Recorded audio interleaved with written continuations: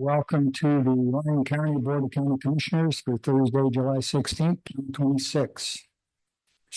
Board of County Commissioners, convening as other boards, members of the Board of County Commissioners also serve as the Liquor Board, Central Lyon Vector Control District Board, Mason Valley District Board, the Silver Springs General Improvement District Board, and during this meeting may convene as any of those boards as indicated on this or separately posted agenda.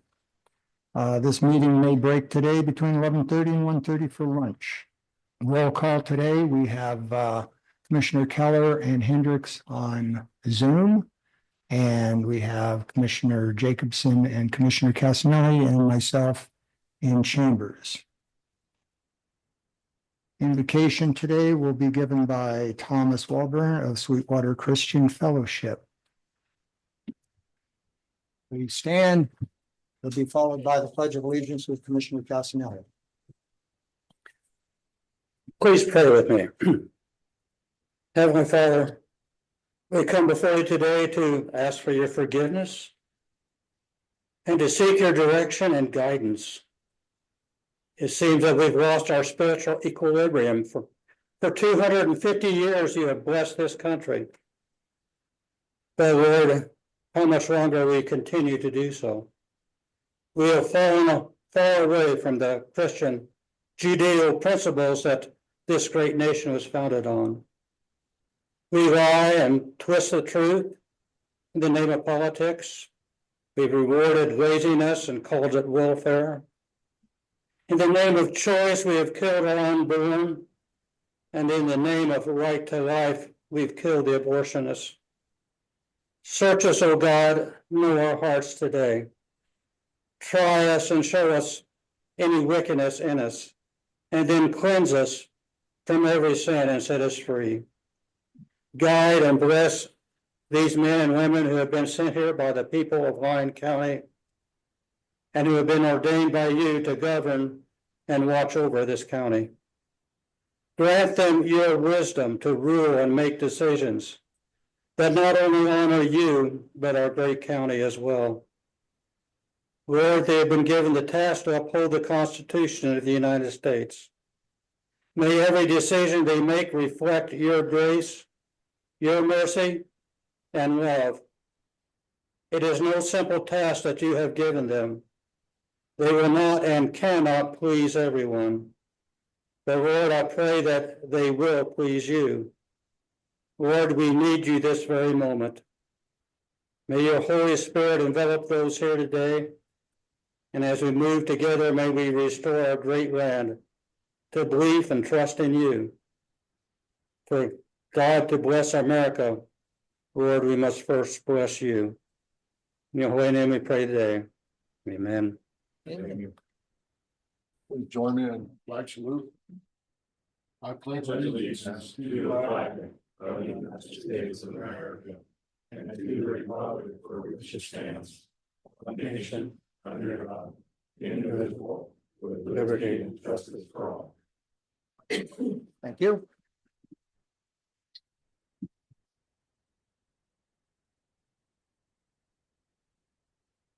Hey, public participation. No action will be taken on any item until it is properly agendized. It is anticipated that public participation will be held at this time, though it may be returned to at any time during the agenda. Citizens wishing to speak during public participation are asked to state their name for the record and will be limited to 3 minutes. The board will conduct public comment after discussion of each agenda action item, but before the board takes any action. Do we have any public comment to begin with? Please come forward. If you have public comment, line up and state your name for the record and sign in, please. My name is Jim Haddon. I live at 333 River Road in Dayton.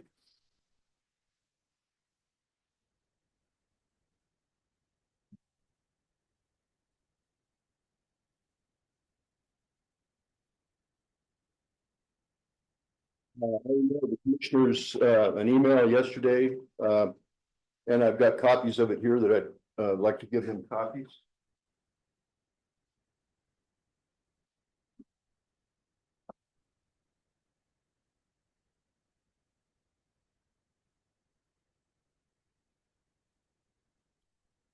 Good morning, Commissioners. My name is Jim Haddon. I live at 333 River Road in Dayton. I'm here today because on Tuesday, after I made a formal public records request, the county finally produced state-level communications that have been kept from this board and the public for 5 months.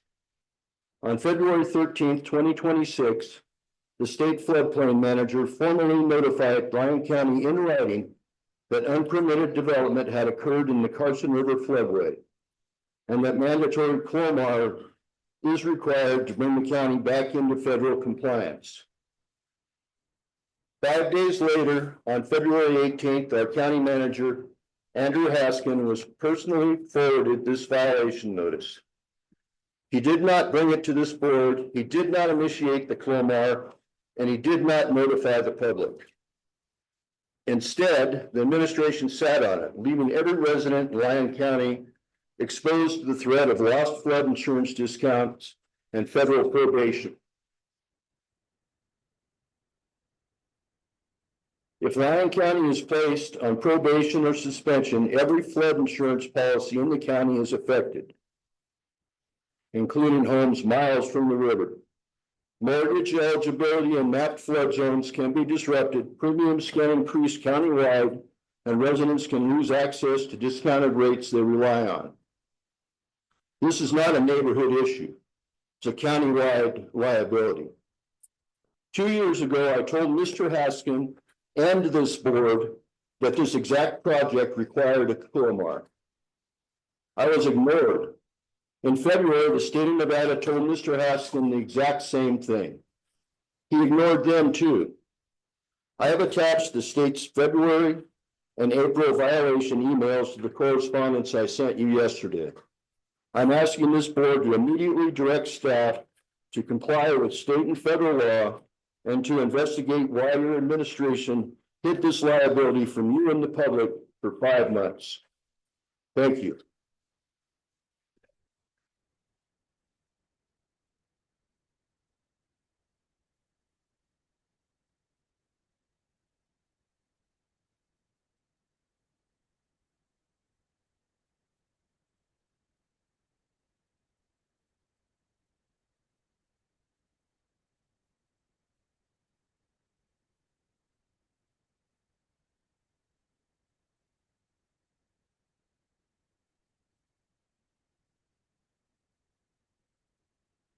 Eric Ranke for the record. For 5 years, you guys have known, been told of the contamination, haven't done anything, your agencies haven't done anything. It's been proven that it's happened. Today, I am demanding I'm gonna get the copies of your bonds, bond number, and amount of the bonds. So, thank you very much.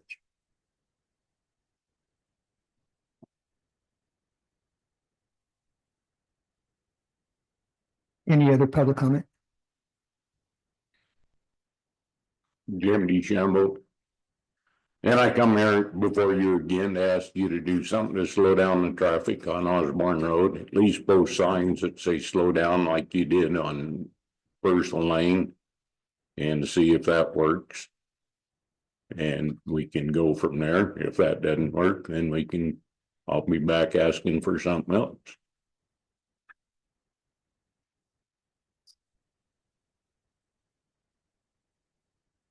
Good morning. Kathy Herfeld Huguenin. For the record, I'd like to have a moratorium on the data center going in. A little bit more information I believe is needed to give to you folks and to also the planning departments here. Thank you. Please sign in with.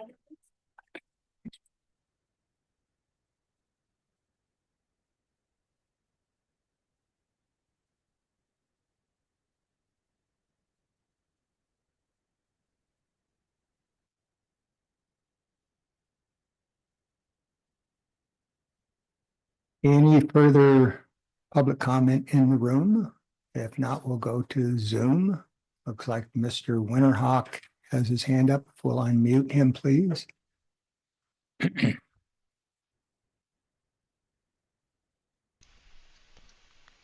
morning, Commissioners. Yeah, I would like to make something very clear today. My name is Matthew Winterhawk, for the record. I know that my work can make people extremely uncomfortable, but I want it to be known that I'm not the enemy of Lyon County. I am not the enemy of Urington, its farmers, its businesses, its workers, or the people that serve in this room. I am simply here because I care about what happens to them deeply. Accountability is not an attack. Asking questions is not harassment. Reading public records, identifying conflicts, tracing money, and asking officials to explain their decisions is not an act of hostility towards government. It is how the public protects the government from becoming something that it was never supposed to do or to be. I understand that many of you know one another. You have worked together, raised families together, supported local organizations, and built relationships over many years. But those relationships cannot replace disclosure, independent judgment, fair process, and public trust. When the public office, private business, nonprofit leadership, land, water, contracts, donations, and development begin overlapping, the public has every right to ask who benefited, who participated, what was disclosed to the public, and what records support the decisions. That does not mean that everyone involved is guilty of something. It means that the people deserve answers before trust is demanded from them.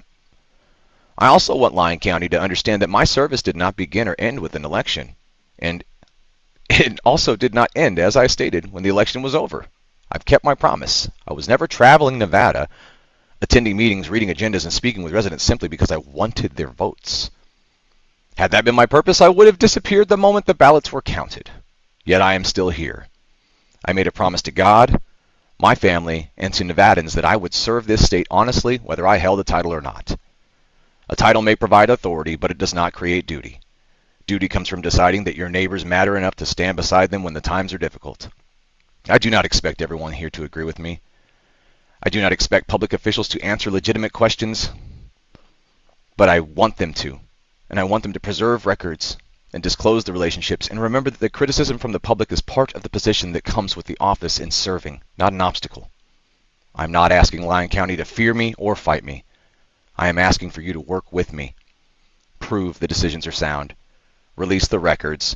Correct mistakes when they are found. Explain what the public does not understand. And when something cannot withstand daylight, do not blame the person who opened the blinds. I am not here to destroy Lyon County. I am here to ensure that Lyon County still belongs to the people who live there and put their entire lives into it. Thank you for listening to me today.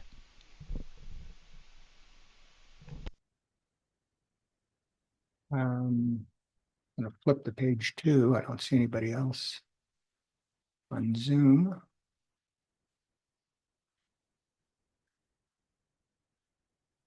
Nope. All right.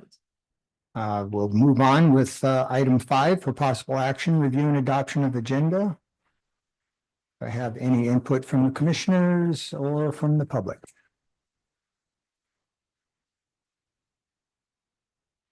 Seeing none, I have a motion on this. Chair Hockaday, I'll make a motion that we approve the agenda as presented. Second. Have anything from Commissioner Keller or Commissioner Hendricks? I don't see anything. All right, so we have a motion to approve the agenda. All those in favor say aye. Aye. Okay, I have 5-0, and the agenda will be as listed. Time certain for 9 a.m. for presentation only. Recognize employees who have reached significant service milestones with Lyon County. This will be Human Resource Director Ben Evans. Sir. Hello, Commissioners. We're here today to recognize some pretty significant milestones of staff. We're going to be starting for employees with reaching 5 years, moving on to 10, then 20, and then 1 at 25. We do have a certificate for those in the room today. So if you hear your name and you're in the room, please step up and you'll receive your certificate. For those of you online, not in the room, these certificates will be in the Human Resources or Comptroller's office. You can reach out to Amanda for specifics if you'd like.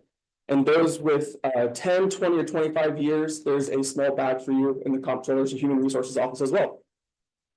Just like any good graduation, I humbly ask for you to hold your applause until the very end. I'm going to start off with Christian McFeeters at 5 years.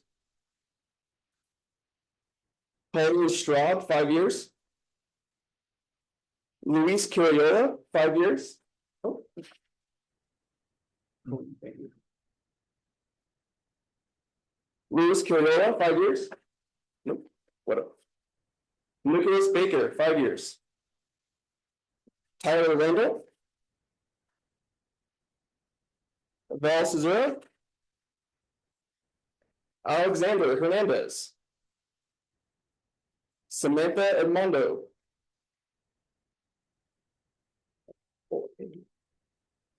Eliana Mendoza. Kaylee Crump.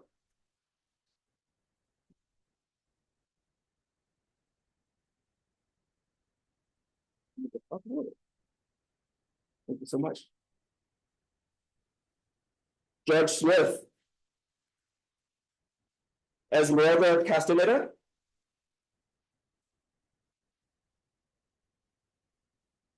Thank you. Austin Sandbeck, I apologize. Catherine Carnack. I mean, Jackie Miller. please coming up. Kathy's here. Hey, awesome, there you are. Thank you so much.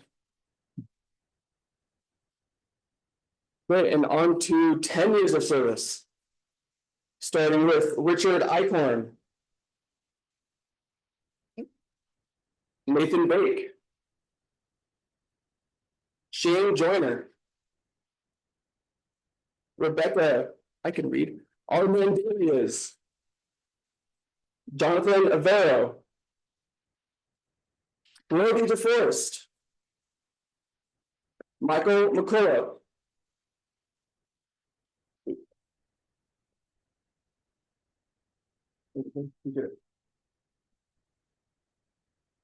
Nicole Cisneros. Victoria Tovar.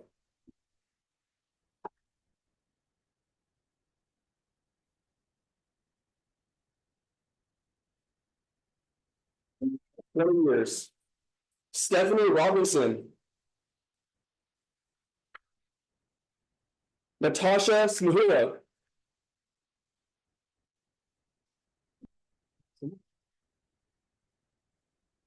John Vandiver. And at 25 years, our own Steve Rye.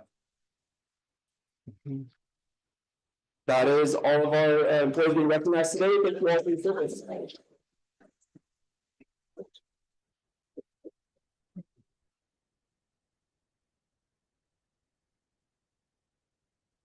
And thank you for your dedicated service to the county. It's always good to have experience and keep it.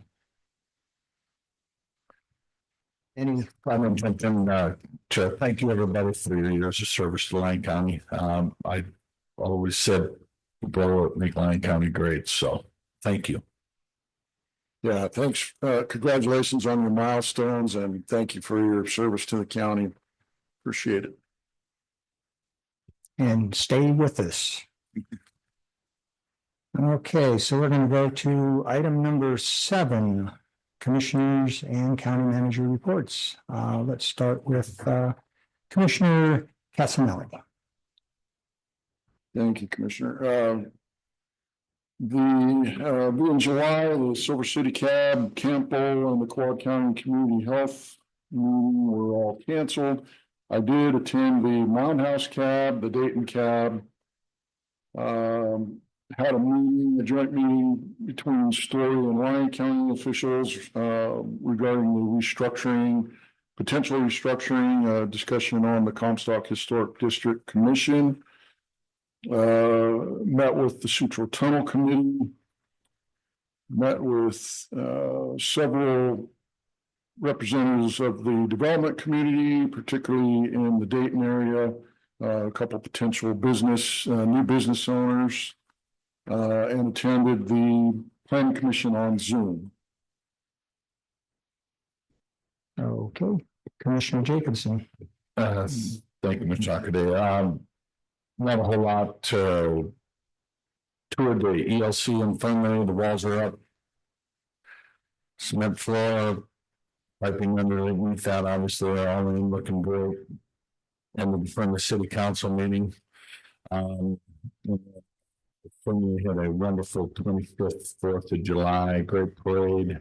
want to thank the 4th of July committee, City of Fernley, staff and all the volunteers. Great parade, out of town park was packed. It was extended to 3 days, food trucks, bands, etc., fireworks. There was a slight glitch, but other than that, it was a great celebration, and I just want to thank all those that made that possible. Thank you. That, Commissioner Keller, if you wanted to give us a update. I don't have a lot. I attended the Regional Transportation Commission and also the Planning Commission, which was with everyone else in the room. We're getting ready for our annual conference up here, so we already got registered. And after this meeting, we'll go and start doing our conference stuff. So we'll have a little bit more to talk about when we get back. Thank you. Commissioner Hendricks, if you can speak on the Yes. iPhone. I attended the 4th of July celebration in Fernley. Met with the general manager of the Carson Water Subconservancy District to discuss priorities moving forward. I also met with Commissioner Casanelli, the county manager in Story County, to discuss the future of the Comstock Historical District. Attended a special data center workshop put on by Nevada NACO Public Lands and Natural Resources Board, and attended the Planning Commission via Zoom. Tomorrow I'll be doing a presentation at the National NACO Public Land Steering Committee, promoting a resolution for revenue sharing on all commercial development on public lands. And on Saturday, I'll be giving a presentation to the board that determines programming and what content going forward. And so I'm hoping that all goes well. And I'll give a report when I get back. Thank you. Thank you. Just kind of congratulations to the Mason Valley fireworks, Smith Valley fireworks. Everybody worked hard to make sure those went off for the 250th. Went to the Dressler Park Board meeting, a Mason Valley Conservation District meeting, Smith Valley Conservation District meeting, the Smith Valley Fire Department fundraiser, which was a great success. A lot of people showed up. Monarch Open House here in Yerington, also the Planning Commission meeting, which was a little bit long, like all day. The Lyon County Local and Emergency Planning Committee. And also during that meeting for the emergency planning, we had a really great presentation on the latest earthquake that we had here in the area. Also covered a lot of the different faults from the local area and the region. It's kind of unbelievable about how many faults we do have for possible earthquakes and movement of our earth in the area. Other than that, didn't do much. So we will move on. I think the county manager told me, Andrew Haskin, if he wanted to say anything, but I believe he didn't have a report for us. But Mr. Haskin. No report today, thank you. Okay, thank you. We'll move on to item 8, elected official reports. Do we have any elected officials that want to come up and talk today? No. Okay, we'll move on to appointed official reports. Don't see anybody online or in the room moving, so we'll move on to advisory board reports. Good. Moving right along. Move on to the consent agenda. Action will be taken on all items. All matters listed under the consent agenda are considered routine and may be acted upon by the Board of County Commissioners with one action without any extensive hearing. Any member of the board or any citizen may request that an item be taken from the consent agenda, discussed and acted upon separately during this meeting. Today we have consent agenda items 11A through 11K. Do we have anybody on the commission here that wants to pull an item? Anybody in the public that wants to pull an item? If not, then I'll look for a motion to approve the consent agenda. Chair Hockaday, I'll make a motion that we approve the consent agenda 11A through 11K. Second. Okay, Have a motion by Commissioner Jacobson and a second by Commissioner Casanelli. All those in favor say aye. Aye. Okay, I have a 5-0, and we'll move on to item 12A.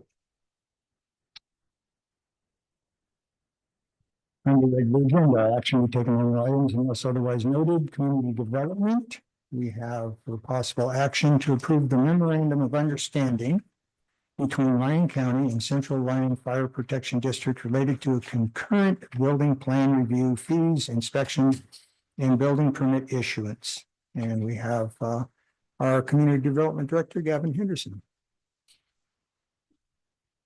Thank you. I call you Chair today. Thank you, Chair.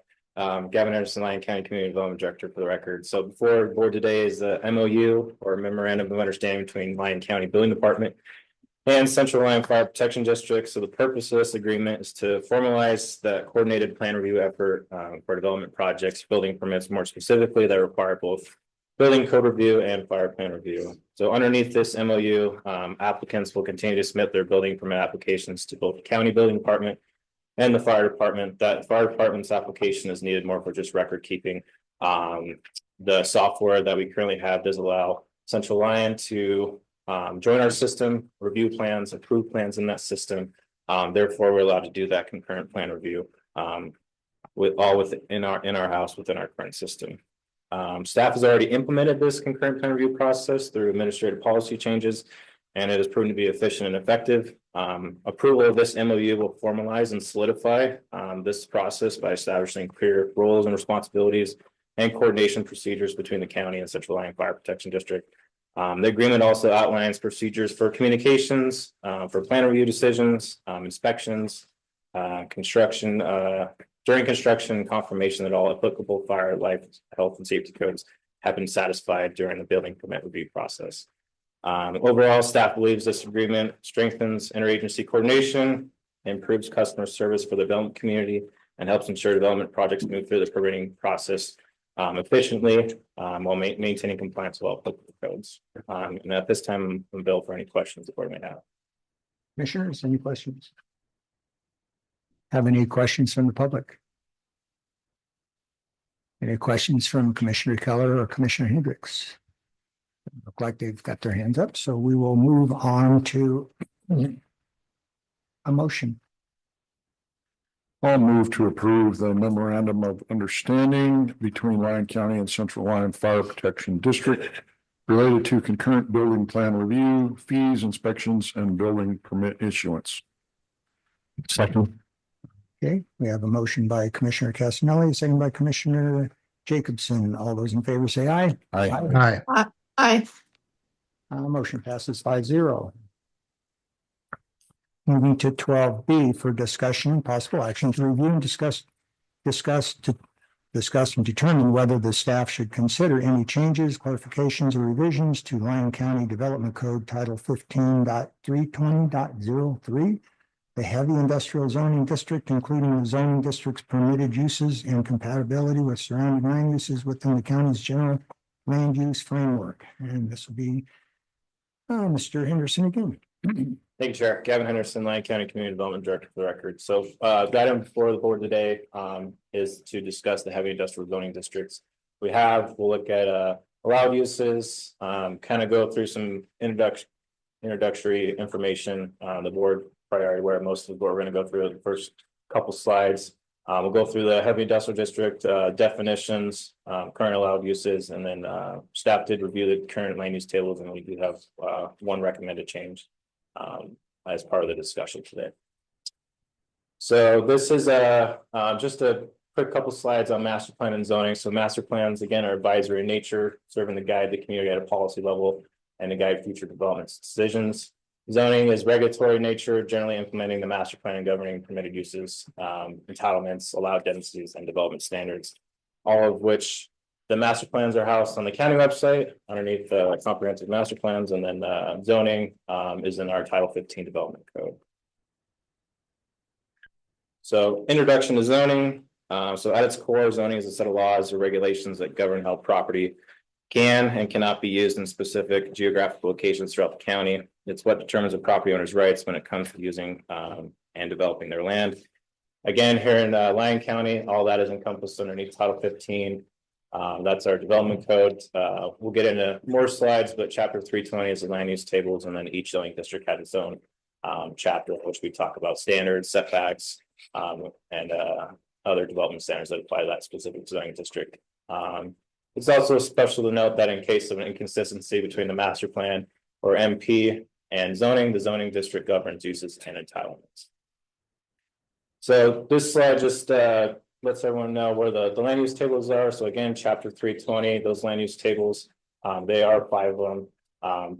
They show developers, public, property owners, what's permitted by right, what's permitted with a design review, what's permitted with a temporary or conditional use permit. And those conditional use permit uses, they're technically allowed in the zoning district, but they do have a public hearing process because during the creation of land use tables, those uses are ones that we're trying to mitigate or come up with mitigations through conditions of approval and have those approved by the board.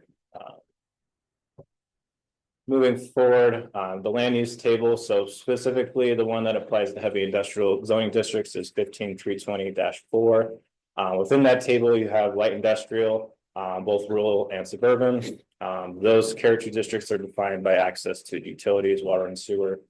Heavy industrial districts, same character distinctions there as far as rural and suburban. Then we have service industrial, employment mixed use, and then our adult use district XM. So this is pulled straight from the development code, so 15.3.14.02. So this just talks about kind of the definition or the purpose of the heavy industrial zoning district. Some key points to know: so provide suitable areas for development of general manufacturing and heavy industrial uses. These districts specifically permits the most potentially impactful uses in the county. Uses that are only permitted in the heavy industrial districts. Those include hazardous material storage, hazardous material processing, energy storage systems. So we're looking at our most impactful zoning district here today. I did want to note that a larger list of uses are not permitted in the HI districts, but are permitted in light industrial districts due to the potential for negative impacts and conflicts within those manufacturing and heavy industrial uses. So I did throw up all the uses currently outlined in that table. So on the left, you have permitted uses, permitted by right, which would require design review, and it's just administrative planning review through Lyon County staff here. And then on the right, we have conditional uses. So those are a public hearing process, 2 meetings, planning commission, and then the board of county commissioners for approval. Moving forward, so I did want to just throw up kind of just a general land use pattern. This is typically how planning practices work. It doesn't happen 100% of the time, but when we do look at how uses progress from a highway or a road corridor, typically this is what we see.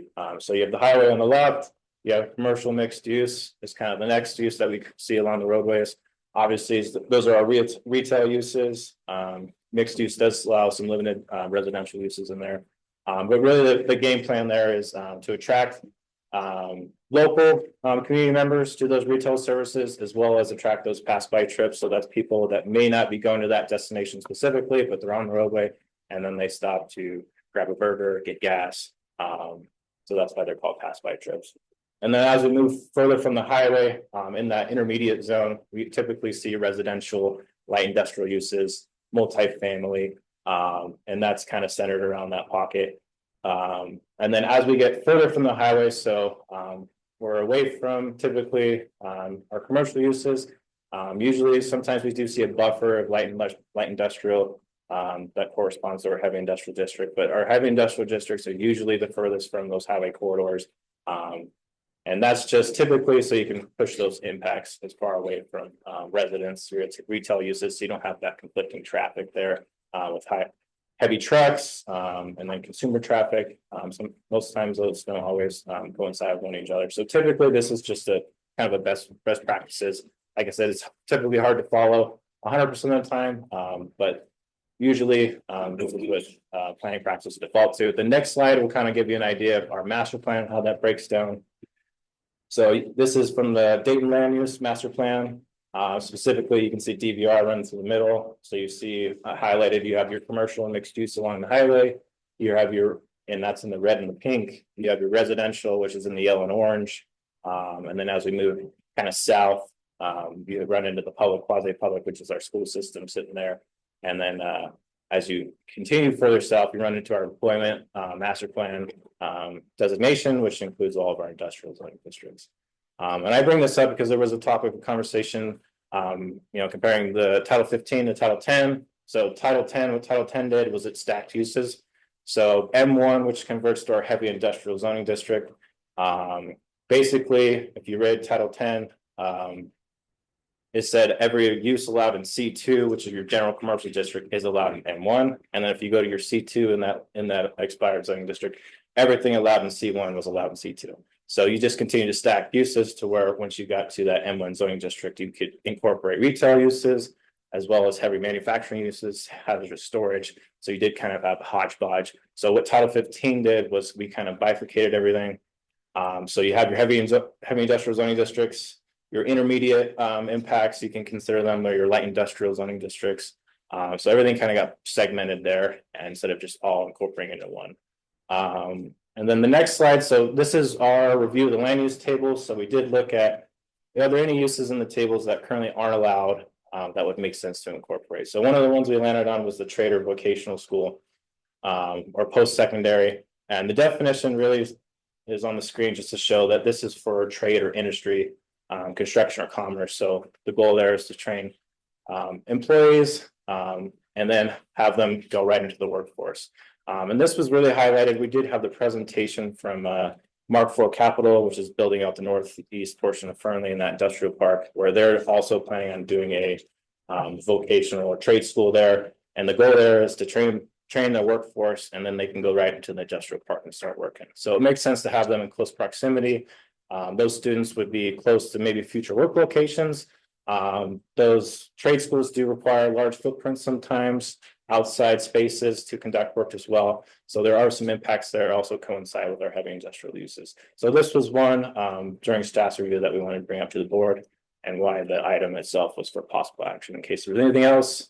Or if the board wanted to make a decision today that to incorporate this moving forward in an ordinance change. That's essentially kind of the background. I'm here to answer any questions the board may have. Question? Anything? So you said you're looking for just the trade schools in part of a motion? Yeah, the item was for discussion of possible action. So if there was a intent to consider staff's review of maybe adding that trade school use, that was what the possible action was for.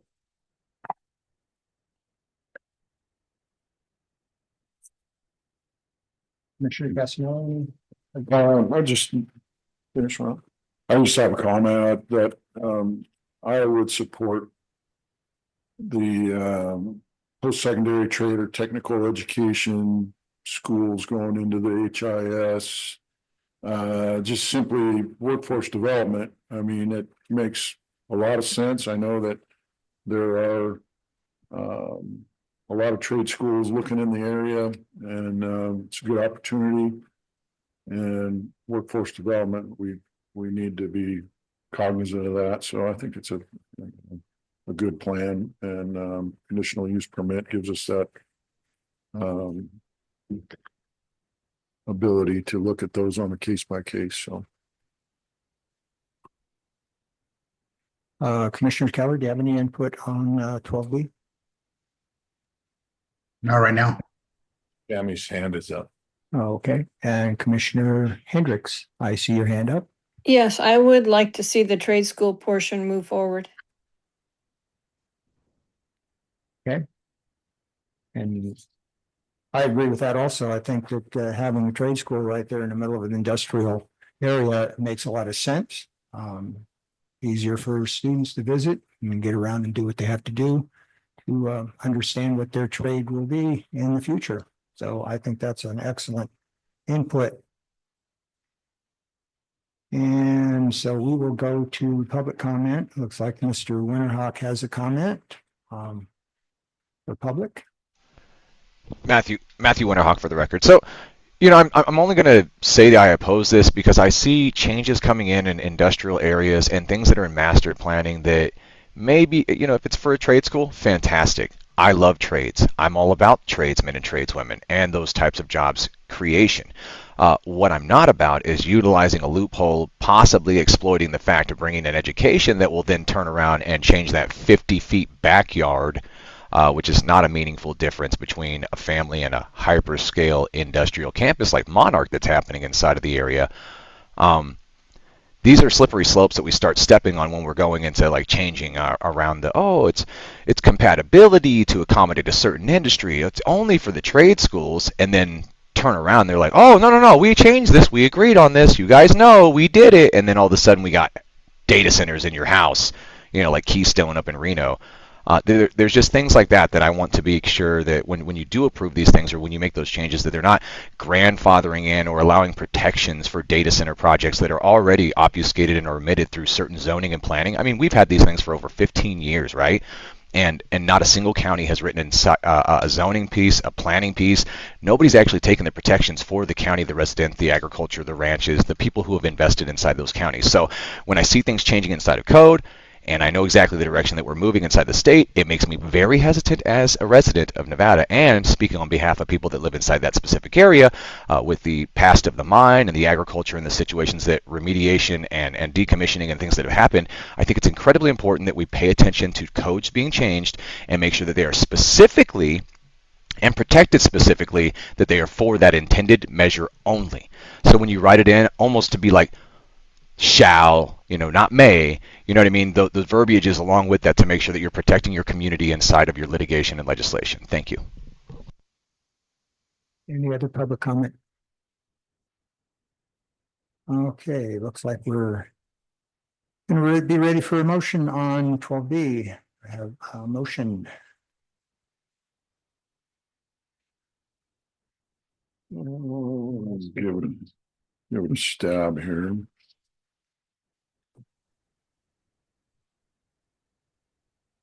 I will move to approve a revision to Lyon County Development Code Title 15, 320.03 Heavy Industrial Zoning District, to include permitted under conditional use permit for secondary trade and technical education. Second. Okay. Not sure. I have a motion by Commissioner Castellano and a second by Commissioner Jacobson. All those in favor say aye. The Steve idea, I don't think that can be approved today. I think it's a recommendation to staff to bring back that change for approval with the actual language. Okay. So I'll amend the motion to say that I Bring it back. will recommend to staff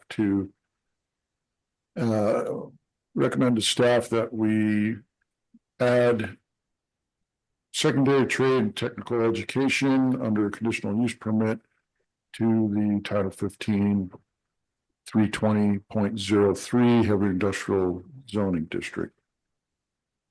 Second, Stan. Second. Okay. So do I have, we'll have motions on the floor to bring this back with that change, and all those in favor say aye. Aye. Aye. Aye. Okay, any opposed? Motion passes 5-0. Moving on to comptroller. For possible action, approve a 5-year master plan for the telephone surcharge. This will be comptroller Josh Foley. Josh Fuller, Lyon County Comptroller for the record. We have the telephone surcharge committee to meet and recommend a 5-year master plan. They were the exact same recommendations that are in your current 5-year master plan, except the dollar amounts changed slightly. But we had all the fire districts, except for North Lyon, wasn't able to make that day. All the fire districts there, the City of Yerington Police Department, and the sheriff's office, so we could go through and we had emergency management there as well. So the proposed master plan is there for your review and approval. If you have any questions, I am here to answer them. Commissioners, any questions? I don't see Commissioner Keller or Commissioner Hendricks with their hands up. I do see a hand for Commissioner Keller. Yes, sir. Is that your? Commissioner Keller, did you have your hand up or was that just a flash? I saw a white hand come up there. No, No? Matthew Winterhawk has his up. Okay, I saw that hand. I thought maybe you put it up. Commissioners up here, Commissioner Casanova, you guys have no questions?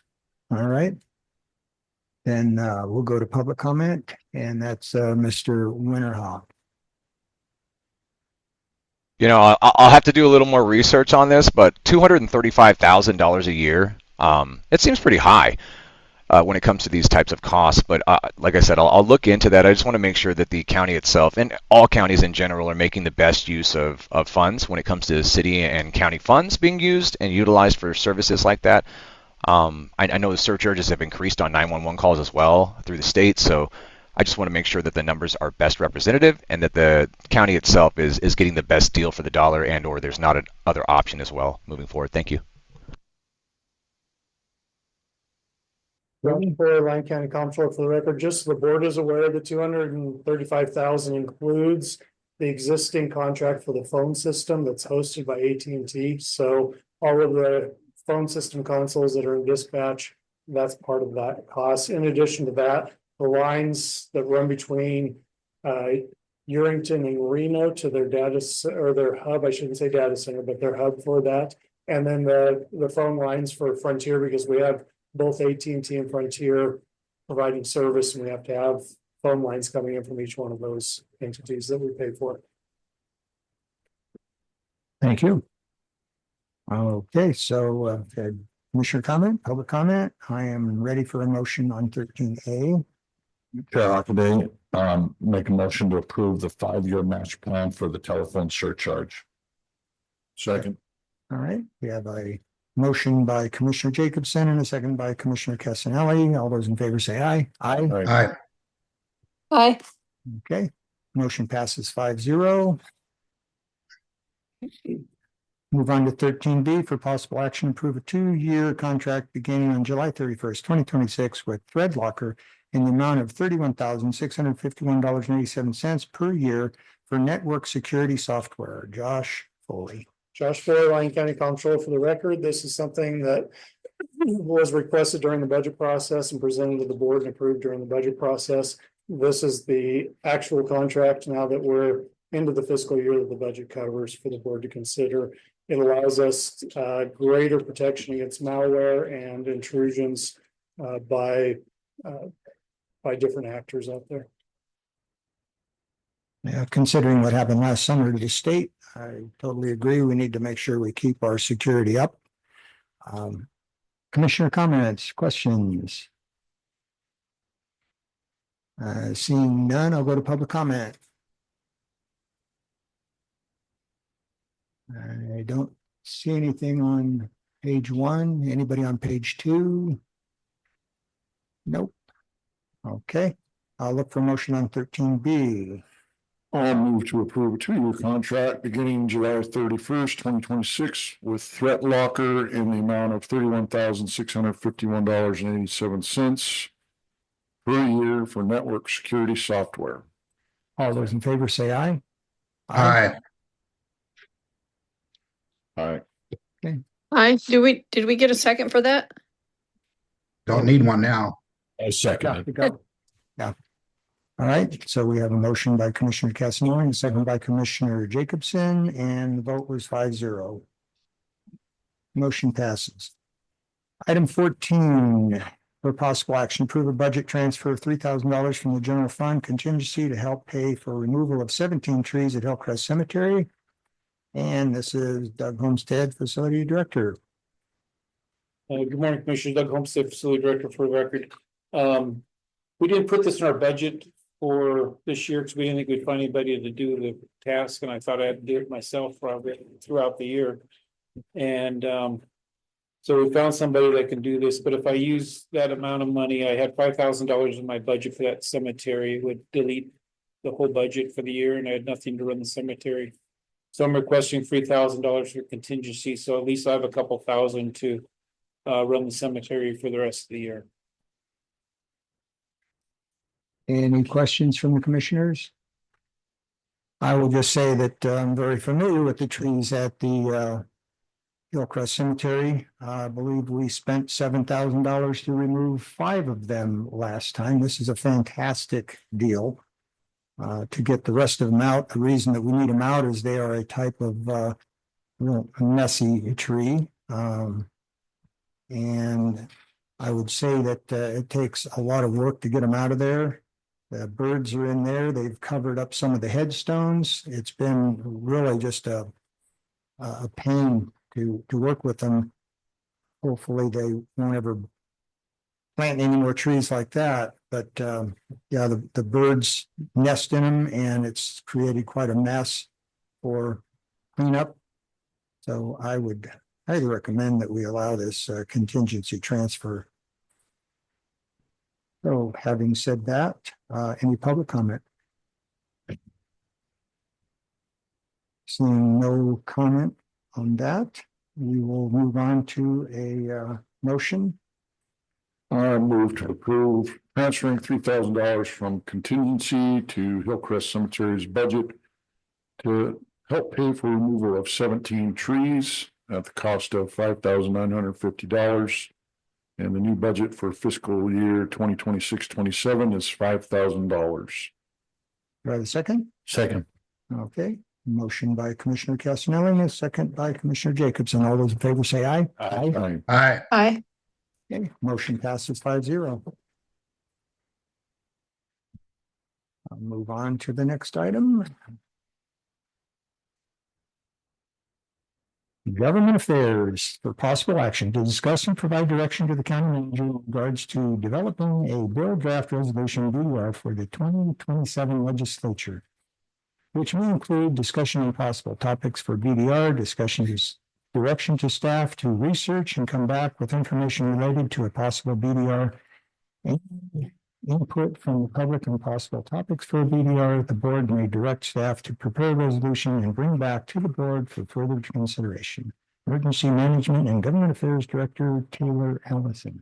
Morning, Commissioners. Taylor Allison, Lyon County Emergency Management and Government Affairs Director. For the record, as previously reported, the 2 BDR concepts that have been brought forward to this board, we've still been actively researching those. One of those concepts is on the list for the Nevada Association of Counties to potentially carry, and they are still in the ranking process, which will be finalized at the end of this month. So once that's decided as to whether or not NACO is going to carry the community benefits agreements proposal, we will bring that back in the first meeting of August with some additional detailed information. The second proposal was for codifying the funding formula for Child Protective Services that was brought forward by our Human Services Department. We're still working on that one as well and drafting some BDR language. So we'll have some very thorough presentation in August. And just a reminder, the board has to decide by the second meeting in August to meet the filing deadline of September 1st. In addition to that, I know it's mentioned on funding challenges for different programs. We've had several conversations with state agency administrators on budget proposals and enhancements, potentially including in their budgets that go to the governor's office for the recommended budget. So still actively working on it, but nothing new to report at this meeting until we have something solid as to whether or not NACO is going to carry one of those bills forward. I'll take any questions, or if you have any additional that we can be working on, please let me know. No question, Commissioner Casanelli. All right. Commissioner Keller, any questions? No. All right. And Commissioner Hendricks, any questions on the BDR situation? No, but thank you for your work, Taylor. Okay. Very good. This was a possible action and basically to provide direction. I think the direction is to move forward with the BDR possibilities and have them listed for the second meeting of August. I don't think we need a motion on that. It's continued. So we'll move to item, oh, I'm sorry, public comment. Mr. Winterhawk. Matthew Winterhawk for the record. So in regards to a BDR, I just know the disparity that exists within the emergency services from North Lyon to Central Lyon to Mason Valley and that area. So I would love if the legislative and the economic forum, when they meet in December prior to get a budget ready for legislative session, if you could get somebody on board to talk to them to make sure that they're planning accordingly, because I know that great deal of the building and expansion right now, Tri-2 is not exactly going, so Fernley's not building yet, but right now, currently, the taxable base in that increase is always in Story County. However, the strain itself is on Lyon County heavily. The residents that live there, the fire, the police, everyone has to kind of put in and put that extra margin without getting all that extra taxable base income. So I just want to make sure that everyone is focused on making sure that Lyon County gets what it deserves when it's turning around and serving those areas. Even though the people themselves don't live in Story, they're living where you are. I believe they need to be supported, and your company, every aspect of it, of the county, is what facilitates the protections there, your fires there, your police are serving. Everybody works together in that community, but I want to make sure that the money itself is there to cover for your emergency services, so they're never lacking, they're never understaffed, they have everything they need, and that's just my overall goal, to make sure that when that goes to the table, they're like, look, it's not right. It hasn't been right for a very long time. This disparity on what we take on inside of Lyon County versus what Story County gets in taxable base income is very critical. So just those reviews. That's all I'm looking at. Thank you. Any further public comment? All right. Okay, this is moved on to our next agenda item. 16, Human Resources for possible action, approve the administrative correction of adding Emergency Management and Government Affairs Director to the management pay plan for fiscal years 2027 and 2028, effective July 1st, 2026.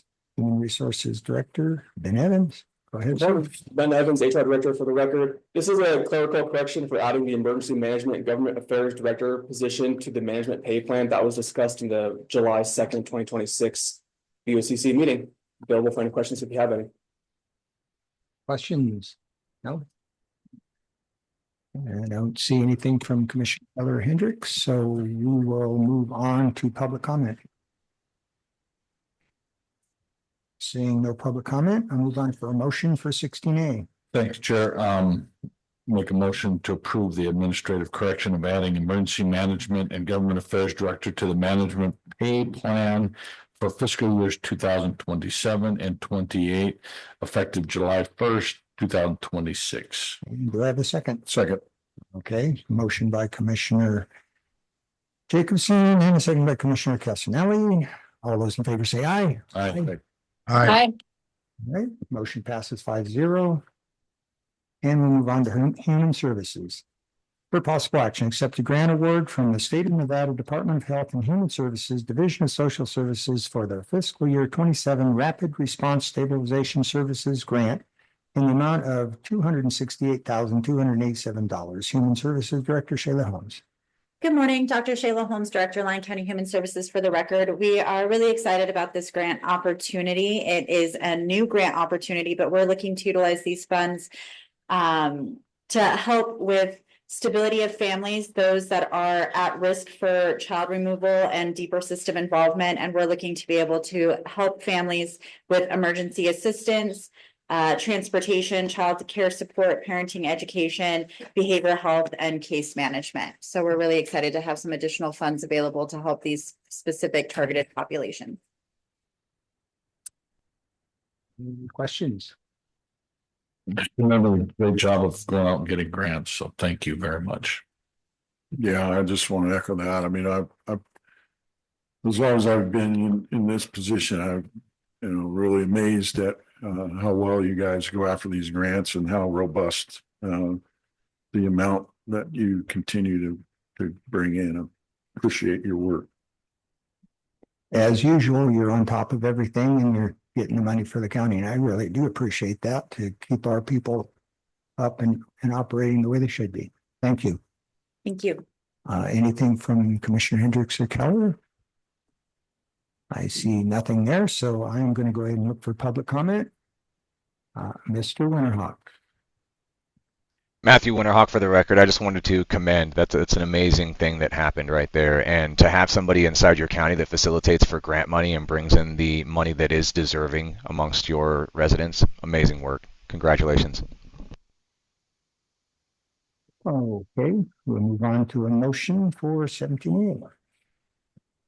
I'll make a motion to accept a grant award from the state of Nevada Department of Health and Human Services Division of Social Services for the fiscal year 2027 Rapid Response Stabilization Services Grant in the amount of $268,287.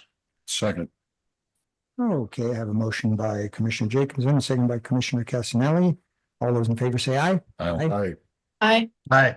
And the motion passes 5-0. We'll move on to 18, juvenile probation. For possible action, approve an interlocal agreement between Douglas County and Lyon County for Douglas County to provide Lyon County with temporary juvenile detention services, provided that space is available in the amount of $300 per day until June 30, 2027. This agreement can be renewed for successive one-year periods prior to expiration of the initial term of the agreement and any subsequent one-year extensions. Chief Juvenile Probation Officer Brian Kirkley. Good morning, Commissioners. Chief Juvenile Probation Officer Brian Kirkley for the records. So just a little quick backstory. So we've been renting the use of 6 beds from Churchill County since 2010. We're getting a little squirrely with that because we've now been at capacity with our contracted beds since the beginning of May this year. I've been in contact with county leadership, letting them know this is the situation. Unfortunately, Churchill isn't able to extend that capacity, not in any quick timeline. So what we do when we get into a situation where we reach max capacity, we have a couple overspill facilities, Carson City and Douglas, who fortunately for a while have been letting us use their beds free. And so now, because we've been in this overspill situation, they're now asking for this to be updated. They need to, be able to be compensated for these beds. And this will, just to give you guys a heads up, this will be probably coming from Carson City as well, a similar looking MOU. So I've been in contact with county leadership about the need to just actually get in line. I know this is not going to be a short-term solution, but to have a detention center in Lyon County is probably something we need to start thinking about for the future. And it's not going to be a quick and it's not going to be an easy thing, but it is a necessity at this point. So and it doesn't need to be a single use thing. I've been working really close with Director Shayla Holmes from Human Services to try to make it a multi-use facility. So there could be a secure wing of it, but then there could also be, a resource center for families, maybe direct services where they're all kind of compiled in one place. So we're being creative in how we look at it, but this is something that, I want to have on your guys' radar. So I'll answer any questions I can. Commissioner Jacobson. I agree. We do need a facility desperately in Lyon County for juveniles for their protection from themselves, from others, and then danger they may cause to others. I know that I'm glad to hear working with Ms. Holmes, and that's a great suggestion as well. Any thought or take on incorporating like the WINIC or that educational facility into that may be able to incorporate some sort of online schooling for some of these kids that need a little longer term care or protection, and then working with the school district for maybe some funds as well on maybe that, or I'm just throwing out different ideas because I know a facility is not cheap. It's not, but it's desperately needed. And so you're correct. So taking us back a little bit, Winterick used to be accommodated with secure cells for kids. That ended, I'm going to butcher the year here, but I want to say 2011, 2012 possibly, where secure detention beds that were available within the Winterick facility, which was at that time a dual facility where we were using it for secure beds as well as the drug and alcohol treatment center for youth. We actually had to discontinue using this secure beds for the director at the time was misusing those secure beds for Winterick kids. So It is equipped, the building is equipped to house that, but that, I mean. I guess to answer your question, we use Winrick a lot for the particular kids that fit the diagnosis that, you know, require that type of treatment, but as far as detention, I don't know if that's an option at this particular time. So In the new facility, if we ever built it. if we build a new facility for Winrick, That's that what I'm saying. The old one. I would love, Not the old one, those incorporating. 100%. I would love to get Winrick into a brand new state-of-the-art new facility and possibly take over what they have there, which is already now equipped for at least a couple detention beds, and it could possibly be expanded on. So I think that's a great idea. Mr. Chair, if I could. Josh Fuller, Lyon County Comptroller for the record. When I first started a little over 22 years ago, the county had when they built Winrick, Lyon County contributed funds to build 6 secured beds within Winrick.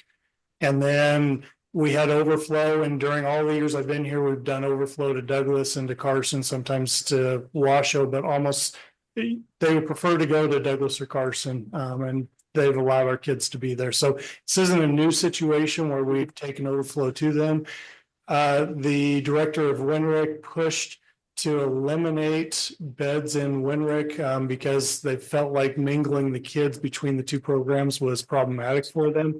So Churchill County came and built a facility. Lyon County went and changed state law so we could use that facility and guarantee that we would do 6 beds at that facility instead of at Winrick. So that's what we did at that time. We have been in communication with Brian Kirkland. We've toured a number of the facilities. We do have that on our radar. The operational cost would probably be somewhere between $1 million to $2 million more than what we're paying currently for juvenile detention. We're trying to figure out how to accomplish that as thin as we are through all the different departments. But please know that it's on our radar, and we're definitely having those discussions and aware of it. The situation with Douglas and Carson for overflow beds, this is not new. This is something we have done since prior to me being here. So we appreciate their support. We appreciate this agreement. For most of those years that I've been here, we actually paid for those beds to Douglas and Carson. Thank you, Mr. Foley. I believe Scott Kelp. Yeah, I've got Commissioner Casanelli. Thank you. And so we have 6 detainees pretty much regularly in Churchill. And it does ebb and flow. It's just that at this particular time, we've been maxed out at the 6 beds at Churchill since the beginning of May. what is the average, I guess, of how many we're sending to Douglas and Carson currently? Well, over that 6. Over that 6, it really ebbs and flows. I would say 2 to 3. Okay. Yeah, and that's really, I think it's important to know too that contractually they're not mandated to help us out. If they have full beds, that's kind of what we have to deal with, which puts us in a weird situation when we have a kid, Mr. Jacobson mentioned, that might be a harm to himself or a harm to the community. We want to make sure we can get him into a secure setting, because electronic monitoring, the bracelets that we can put them on, isn't going to be a deterrent to them committing future crimes. We can know where they are, but there's nothing that's going to deter them from committing a new crime. So we really would love to have the ability to get them in a secure setting if circumstances call for that. So, many times what we're seeing is they are full in Carson, and Douglas has had instances where they were full as well. Most recently, they put a stop on us using their beds due to 4th of July weekend, which I'm not sure if you guys caught any of those news articles of the rowdiness that happens with teenagers up there on the beach. But that was one of the times where we were at max capacity at Churchill. Douglas said, unfortunately, we're needing to keep our beds open for what could be a disaster at the lake. So now we're in a situation again where we're having to navigate that stuff. So the current agreement we have with Churchill, I didn't see that in the packet. So how does those costs from Douglas compare with what we're paying in Churchill? I mean, Churchill is gonna be a regular agreement that, I don't have the cost in front of me and I apologize, but we pay them a substantial amount on an annual basis. The Douglas is gonna be, I can't even predict for you what it would be. And as Mr. Foley mentioned, yeah, there was a time when they were charging. It just happens to be that for the last several years, we haven't received any kind of bill from Douglas or Carson for those overfills. But once this goes into effect, I could probably report back to the commission and just let you guys know what that's been looking like as far as those add-on costs. And one last question, the agreement is for detention only, and Douglas is, so Lyon, we're still responsible for that, that detainee when they're over there, if they need to go to court or if they need to go to any other non-emergency service. If they're going to the doctor, or they're going to other treatments, are we paying Douglas extra to do that, or are we sending Lyon staff over there to do that? Correct. Yeah, we're 100% responsible for those kids. So we're going to be sending someone all the way to state line to whatever that may be. Take them to a counseling appointment, get them to the doctor's office. If they do have an issue, or maybe they punch their wall because they're not happy in being there and they break their hand, we're going to be the ones that take them to the ER. So our additional costs for windshield time and personnel, correct, traveling over there, correct. It's almost difficult to measure that, but definitely need to move in the direction of our own facility at some point. But yeah, thanks. You're welcome. One more thing. Yeah. What ages again are we talking about? Just so I'm clear on that. Generally, I mean, we've taken as young as 11, but I'd say a standard age is going to be 12 to 18 of what we're detaining. So 18-year-olds still fall in that. 18-year-olds can. So there's that can get a little complicated in that if they're going to be reckless and they're going to be a headache for detention staff, they're going to go to county jail, unfortunately, which is going to be a lot more rough for them. But if you have maybe a youth who's got severe mental health issues, who's 18, but he or she is very compliant on their best behavior, the judge can make an order that they can remain in juvenile detention, and detention can agree to that and say, yep, we'll allow this person to stay here, which we've seen before. And it's always a good incentive for kids to behave themselves because they can remain in that much more mild setting than once they get to county jail. It's a pretty big wake up call. So. Okay. And Commissioner Keller, you have your hand up. You still need to. No, I think I'm okay. We were starting to go over talking about a facility, and I didn't want to go down those weeds until we get an agenda item for that. So I was just that's all I had. Yeah, I think mainly just realizing we've got to discuss that in the future. Any other comments then from commissioners? If not, I'll move to public comment. Not seeing any hands on the board. I'll talk to Mr. DeChambeau. Jim DeChambeau, being for the third largest county in the state, and we're just building this humongous justice complex in Dayton. Why wasn't this incorporated over there into that building somehow? And it's ridiculous that we're having to beg for bids from counties smaller than us because we haven't planned for this in the past. When we built this justice complex here, there were 22 change orders on it. Is it possible to do something like that and make a change order to the justice complex in Dayton and add something like this to it? Thank you. Any other public comment? I'm not seeing any, so I will look for a motion on 18A.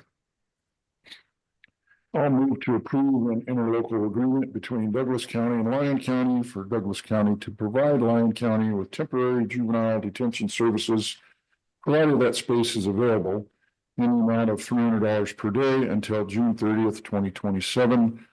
And the agreement may be renewed for successive one-year periods prior to expiration of the initial term of the agreement and any subsequent one-year extensions. Have a second? Second. Okay. I have a motion by Commissioner Castellano, second by Commissioner Jacobson. All those in favor say aye. Aye. Aye. Aye. All right, motion passes 5-0. Thank you. Thank you, Appreciate guys. it.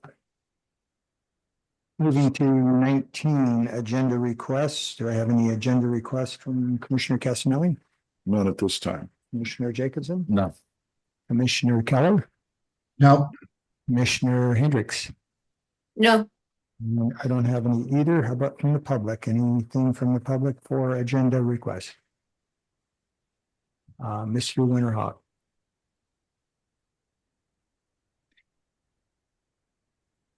You probably already have it incoming. My name is Matthew Winterhawk for the record, but when it comes to the PUE or the pod in regards to this upcoming decision for Monarch Data Center, they have not brought any engineers or anyone to answer the questions on behalf of the residents. They come in with a lot of buzzwords, closed loop, efficient, this, that.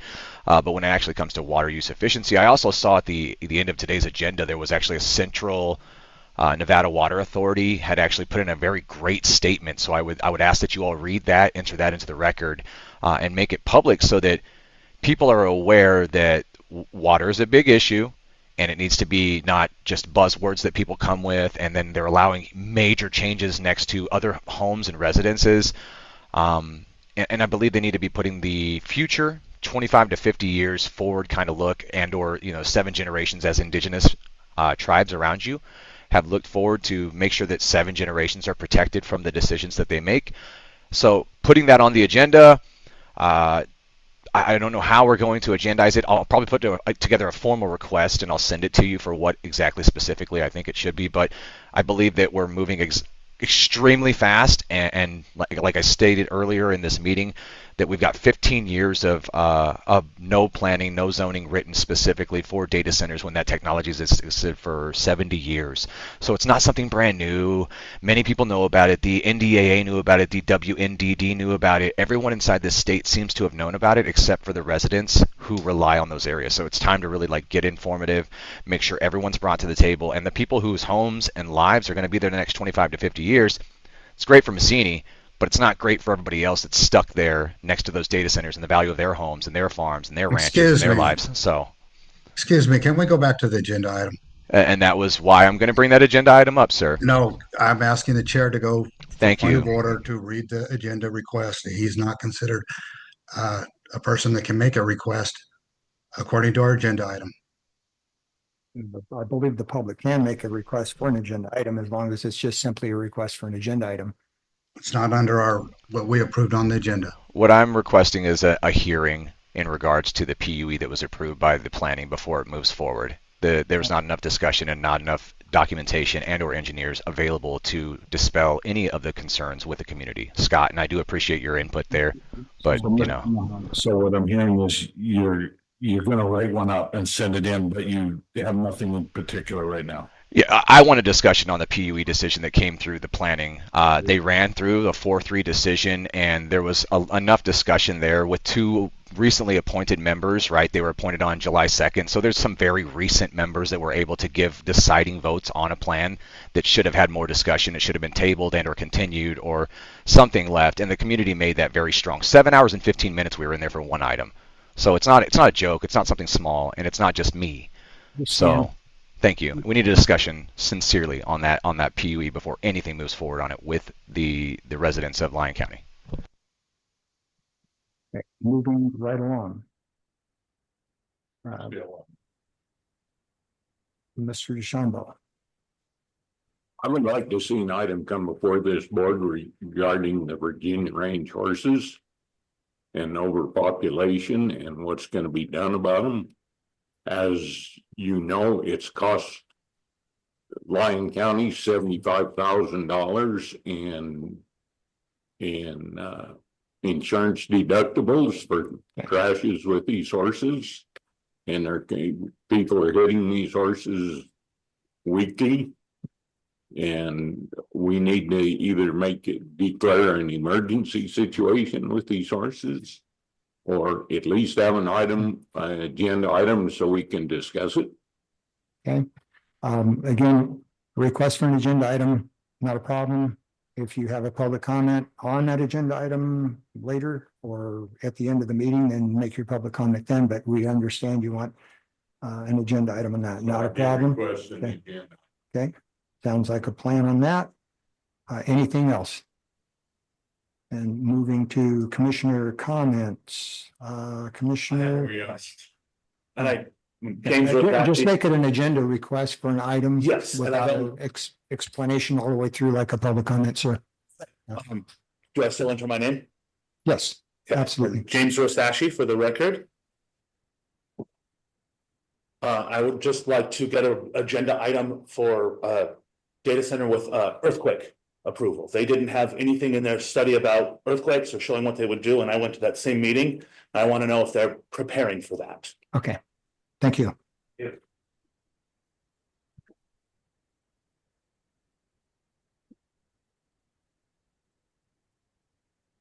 All right, let's move on to commissioner comments. We'll go down to Commissioner Jacobson. None. None. Commissioner Casanelli. None at this time. Commissioner Keller. Yeah, I do want to say something about those agenda requests. I think we have a way to get stuff on with the county manager. I'd rather that it was done that way. I don't think our agenda requests, the way our agenda states, it's just for elected officials. Commissioner members are elected appointed officials. So if those people would like to move forward with an agenda request, do it the right way through the county manager.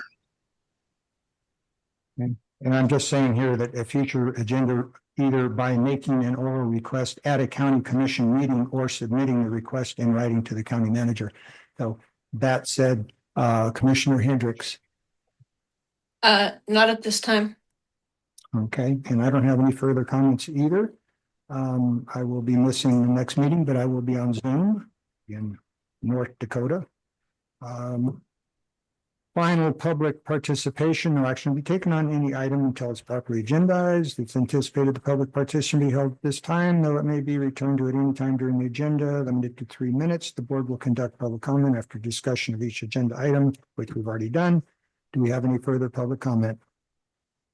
Basically, a question, did the 2 agenda requests that were made just now in this room, were they accepted? We will put them forward. Thank you. Yes.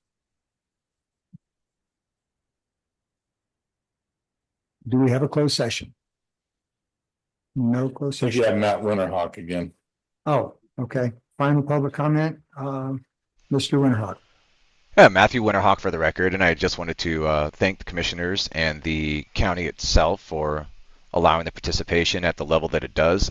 I want to also commend you on the fact that, I'm able to remotely attend, and I encourage that amongst any resident and or Nevadan who lives and relies on that area, that this is an option that is not available in every county. Even something that's as awesome or big and expansive and bright lights as Clark County does not allow you to participate inside the commission. So I wanted to commend you on the amount of availability and accessibility to your county and its residents and Nevadans to be able to access this and to be able to bring their voice forward. And literally the goal is to, receive those information from the public so that we're moving accordingly. And that's all my job is as a civic advocate and person that I do out here for the community. So I truly appreciate what you do every day, even though sometimes you may come under fire and things that I say may put me under fire. It is what it is, and that's the cross it is to bear. So thank you so much, gentlemen, ladies, today for what you've done and what you do every day. And I appreciate that. Thank you so much. Have a great day and a great evening. Any further comments? If not, we are adjourned at 10:25. No closed.